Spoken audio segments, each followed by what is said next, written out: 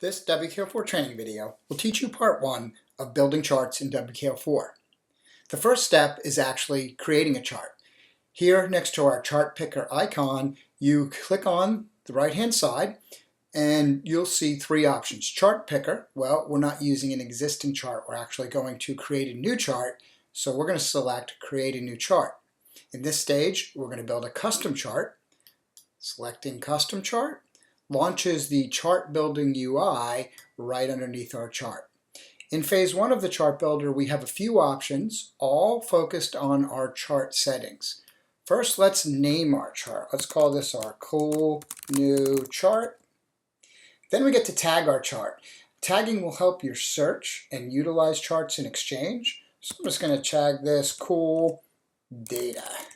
Simple tags. You obviously want to do something more pertinent to the information you plan on putting in there, and you can always come back and do it after your chart or report is complete.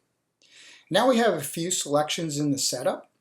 You can choose whether you want to build a chart, lines, bars, things like that, or a report, just a data output.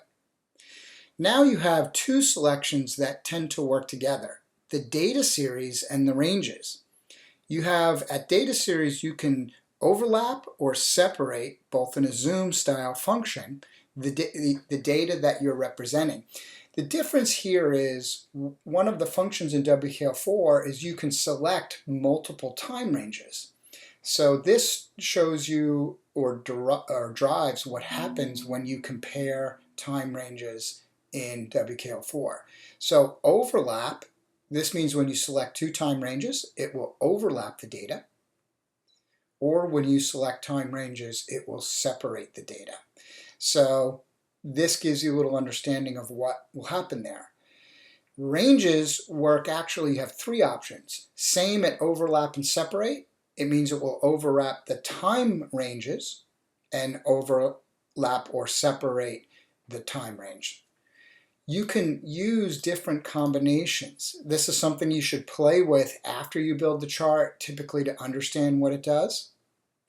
The third option you can have is highlight. Highlight and time ranges will show all of your data. So let's say you're looking at a PMC chart on highlight. You might only have a highlight on the last 30 days, but it would show all of your PMC chart for all of the data you have. In this case, this athlete would go back to 2011. So highlight shows the selected data within the entire data set. You can lay out your chart, versus vertical or horizontal, your chart or your report. And then you have a slider and smoothing option helping you visualize the data by slightly smoothing it.